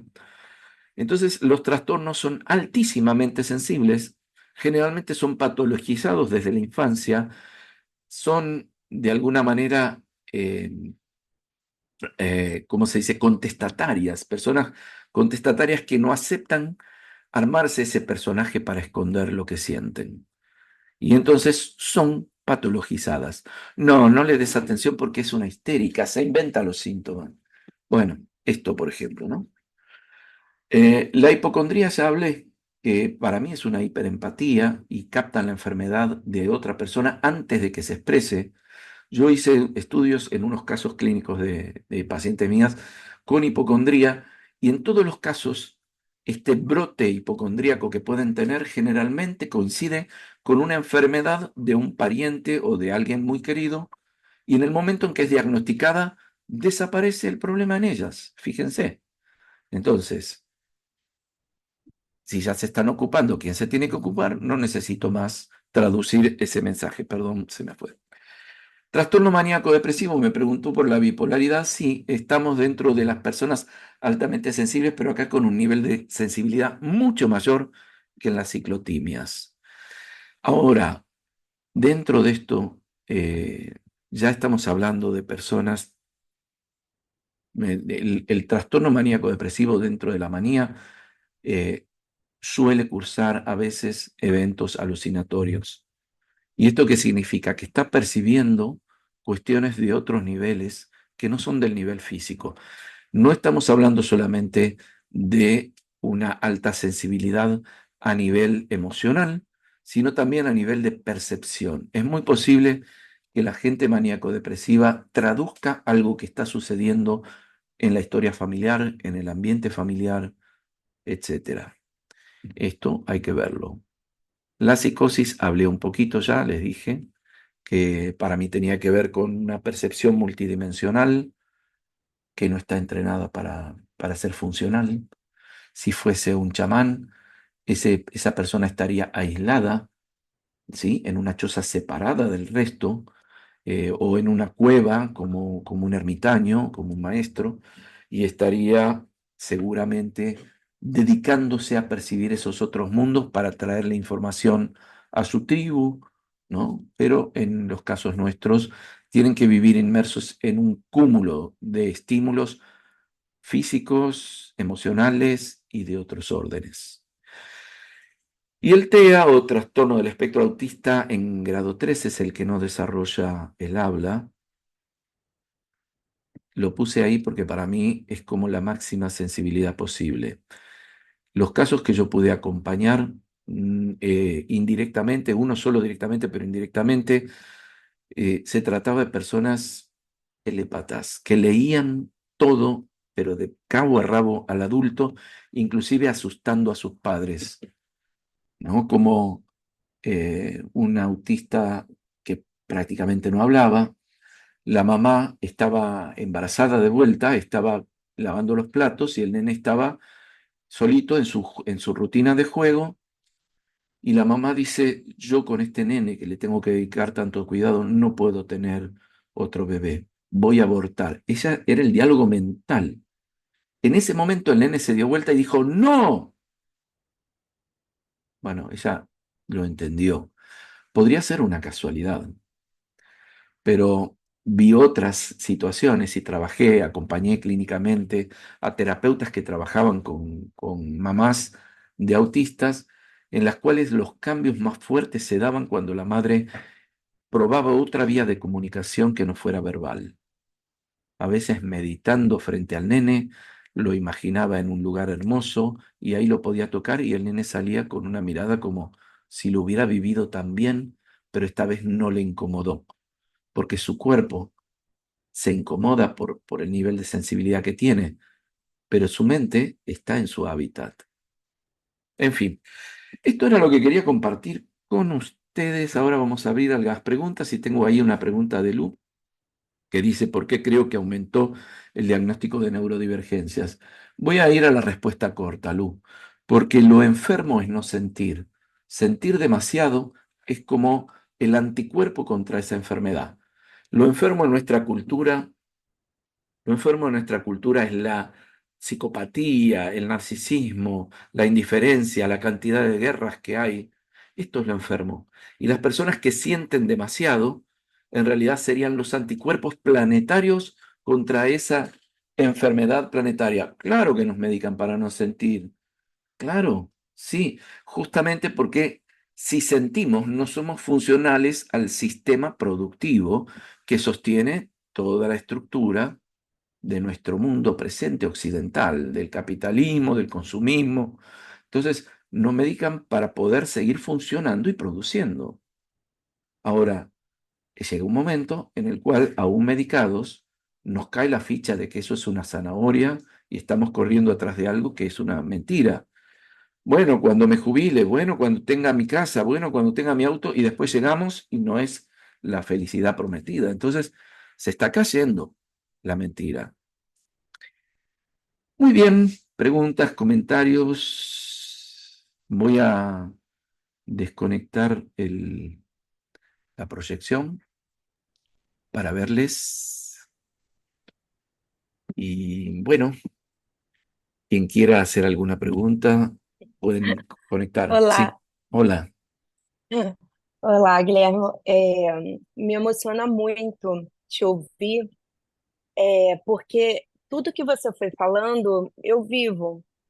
Eu sou gestalt terapeuta, tenho TDAH, possivelmente um quadro de dislexia não diagnosticado. E claro que na infância, né, não tinha muito diagnóstico e tal, isso não era trabalhado. E como a maioria dos neurodivergentes, eu era vista como a burra, a desajeitada, né? E, e há algum tempo já eu venho me aprofundando muito, tanto na minha beleza de neurodivergente, quanto na beleza da neurodivergência dos meus pacientes. E eu posso dizer hoje que me sinto muito feliz por ser neurodivergente. Por tudo que você falou, eu me sinto e sinto os meus pacientes e ouso dizer que os faço ver o quanto especial eles são. É grandiosíssima. As percepções, os insights que vêm a partir dessa minha percepção neurodivergente são muito profundas. Obrigado. Só un minutinho que eu quería colocar una cosa. Ella está, bueno, hablando, creo que le entienden, ¿no? Una cosa que a mí me gustaría colocar, que no llegué a tiempo de colocar, es ¿qué hacemos nosotros con nuestro exceso de sensibilidad? ¿Qué recursos tenemos? ¿Sí? Porque la sobreestimulación es nuestro enemigo. Y tenemos que estar atentos en qué línea de la batería social estamos, en qué línea de la estimulación estamos. Y es nuestra responsabilidad, primero, abrazar nuestra neurodivergencia si está, nuestra sensibilidad si está, no rechazarla, dejar esto, que ya ha pasado desde ese tiempo. Y una vez que reconocimos nuestra sensibilidad, buscar las formas de bajar esos niveles de estimulación.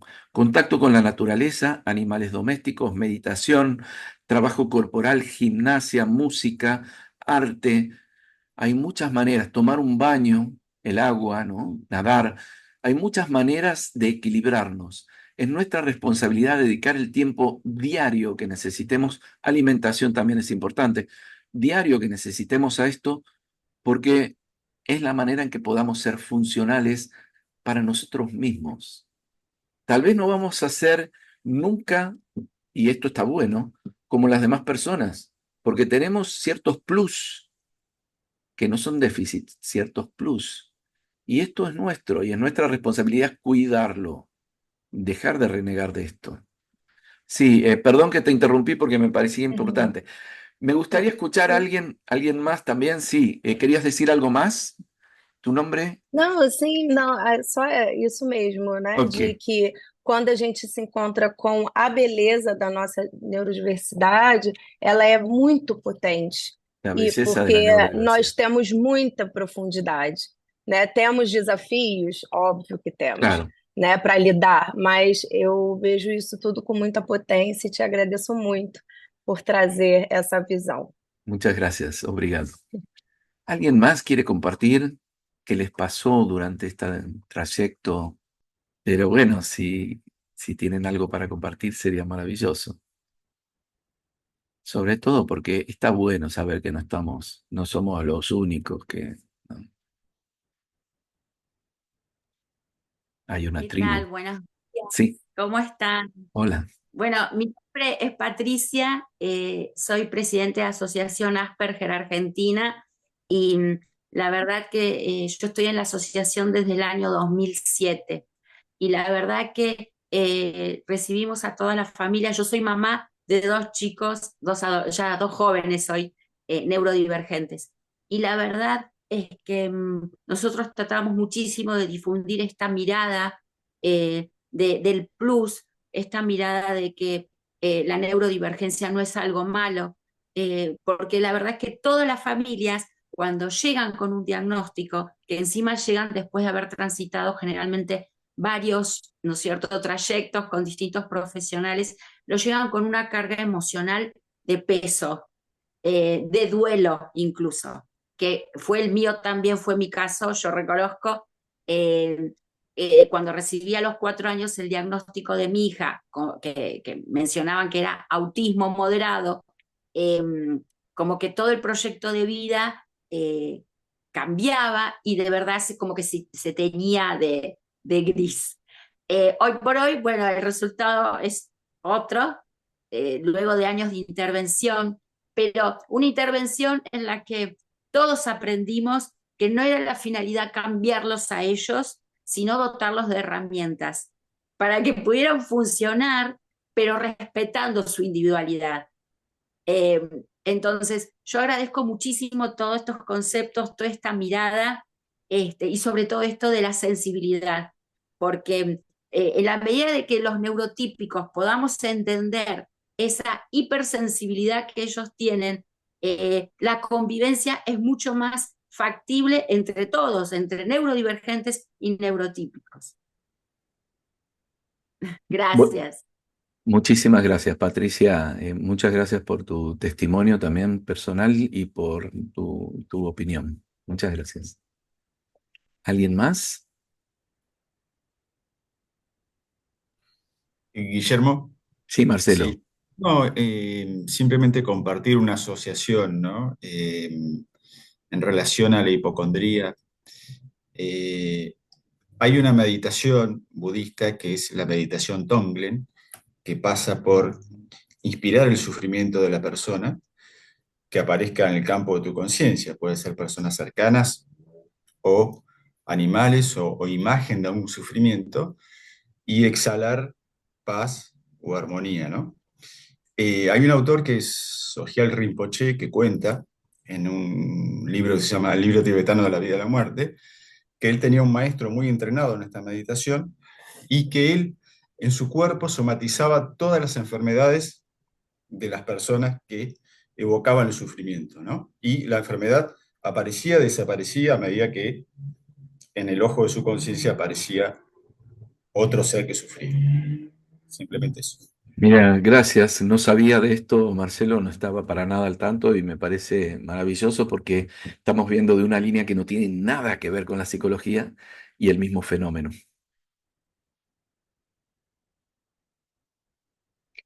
¿Alguien más? A mí me parece que tu conferencia, Guille, es nuevamente empezar a despatologizar,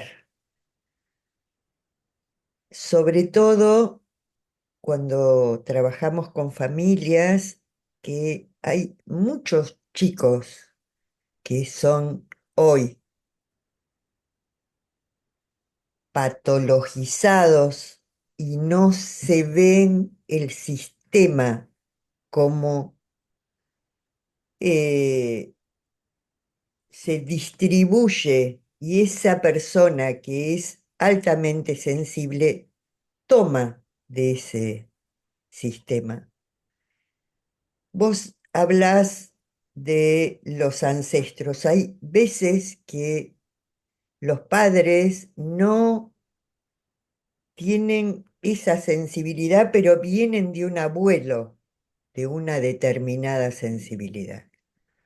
Entonces, no siempre el sistema actual hay que siempre mirar para arriba. Esto es no solamente con las constelaciones, sino también con los distintos sistemas que están interconectados. Interesante. Coincido enormemente. En algún momento hay familias que para sobrevivir tenían que esconder algo y solo, digamos, no se podía hablar de algunas cosas, no se podía mencionar o cambiaban de apellido, situaciones que eran necesarias en ese momento para sobrevivir y que dejan una marca. Y esa marca es transmitida genéticamente. Hoy ya se sabe que el trauma es transmitido genéticamente, ya está investigado, ya está comprobado. Entonces, esto que dice Mónica, ¿no? De que a veces es un abuelo y que el niño termina siendo como el lugar donde se expresa esto, como el chivo expiatorio, ¿no? El bode expiatorio, dirían en portugués. Pero es como, incluso la oveja negra. La oveja negra es un portavoz, es alguien que está trayendo un mensaje o queriendo transformar un patrón repetitivo como muy, muy cristalizado. Entonces, a mí me parece importante esto. Rescato, Mónico, completamente de acuerdo con esto que decís de que el niño de alguna manera está trayendo algo que es del sistema, lo está cargando, está haciendo el trabajo sucio, casi diríamos, ¿no? Y pesado, pero a veces es el único que tiene la flexibilidad para mostrarlo, porque el adulto ya está como medio duro y hay cosas que nunca quiso mirar y entonces ya llegó adulto y no necesita dar explicaciones. Bueno, el niño le dice sí, necesitas resolver esto para que yo pueda crecer libre de esa carga. Y es maravilloso, es maravilloso. Muchas gracias, Moni. ¿Alguien más que quiera compartir? Mónica Nigro es, además de mi maestra de Gestalt, la primera, sí, yo lo voy a decir siempre, Moni, ya sé que no te gusta, pero ella dirige un instituto que es Tramas Familiares, que se dedica justamente al trabajo con familias, con niños y con familias, y da una formación en esta área que es muy rica porque abarca tanto la transgeneracional como la Gestalt como lo ecopsicológico. Y bueno, tiene todo que ver con el enfoque mío, por algo siempre estamos encontrándonos e intercambiando. Y además hacemos constelaciones juntos. Muy bueno, che, yo soy así. Bien, alguien más, yo sé que no le gusta, pero es así. ¿Alguien más quiere compartir cómo están saliendo de esta experiencia? Les digo, en mi página web, guillermoleone.com.ar, van a encontrar psicopatología de campo, materiales complementarios. Ahí hay videos de distintas cuestiones, de la percepción extraocular de los niños que son enseñados para ver sin usar los ojos y leer libros y jugar al fútbol sin usar los ojos. Entonces, para, digamos, que vean que esto de la sensibilidad aumentada puede ser orientado de otra manera. En la poda que yo hablé, se restringen estos sentidos porque no son usuales, no se usan en nuestra cultura. Pero entre los 6 y los 13 años todavía no están inactivos y se pueden recuperar en su máxima expresión.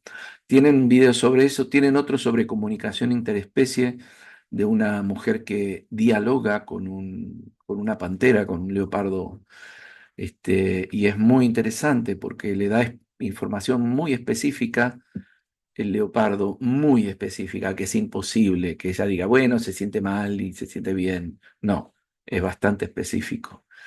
Eh, y después hay otros videos que tienen que ver a lo mejor sobre, hay un testimonio de un autista que es, yo la sigo en Instagram, vale la pena. Hay sobre el Asperger, por ejemplo, y sobre el síndrome de Savant.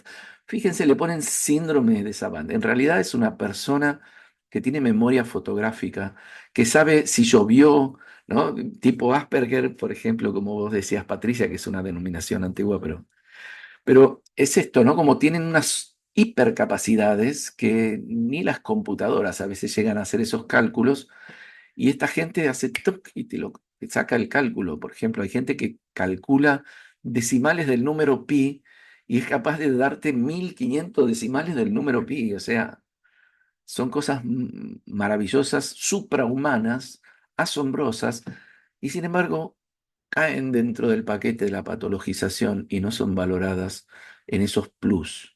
Por eso digo, son superdotados, ¿no? No hagamos el foco en lo que tienen en menos comparado con otros. Y si yo fuese a sacar una conclusión, ¿ustedes vieron que, por ejemplo, la gente del espectro no entiende la ironía? Yo le digo, te voy a matar y puede tomarlo literal. No, no me mates, puede decir, por ejemplo. Ay, bueno, hago un chiste irónico y no lo entienden. ¿De qué te reís? ¿En qué se basa la ironía? En la mentira, en jugar con el significado de algo. ¿Y será que esta gente, estos neurodivergentes, vinieron a erradicar la mentira, uno de los males de nuestra especie? ¿Serán anticuerpos que vienen a curarnos en vez de deficientes? Pensémoslo, no sé, a mí me parece muy esperanzador y lo veo cada vez más. Bien, ¿alguien más quiere compartir algo?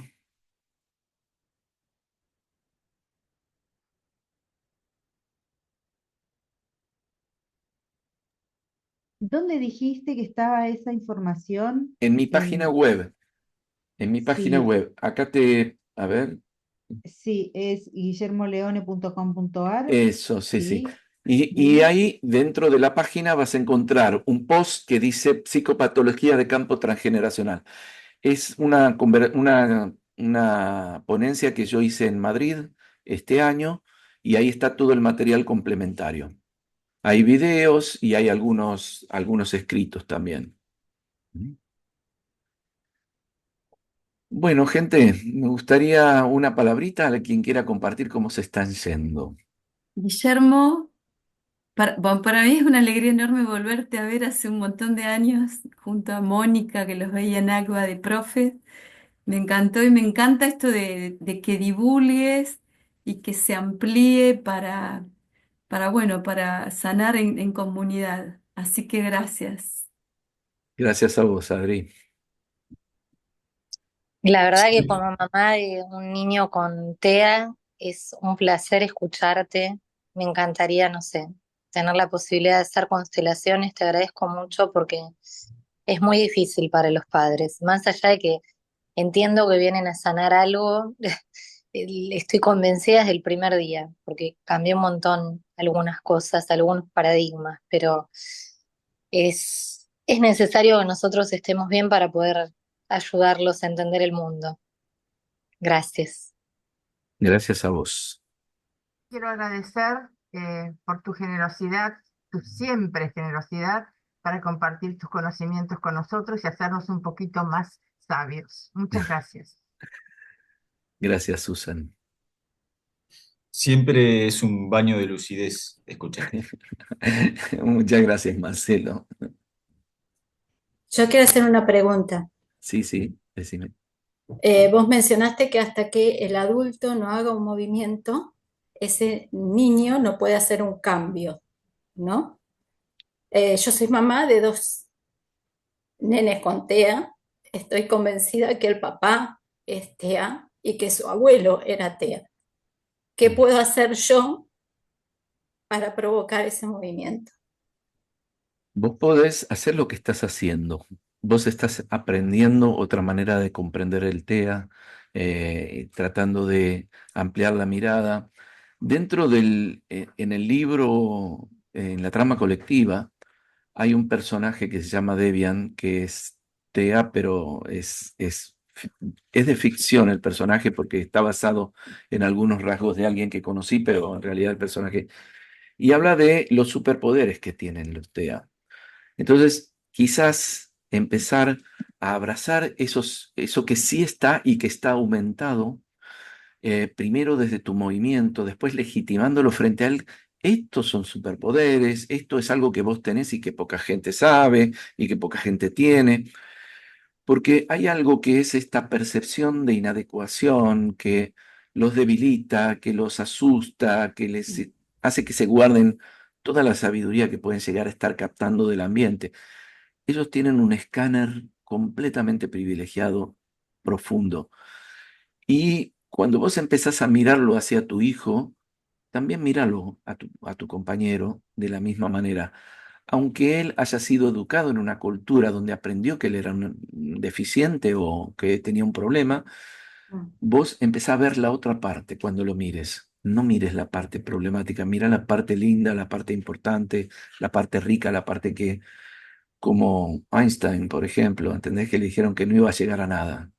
Como Tesla mismo, como Steve Jobs, que también tenían configuraciones neurodivergentes y dieron a la humanidad mucho.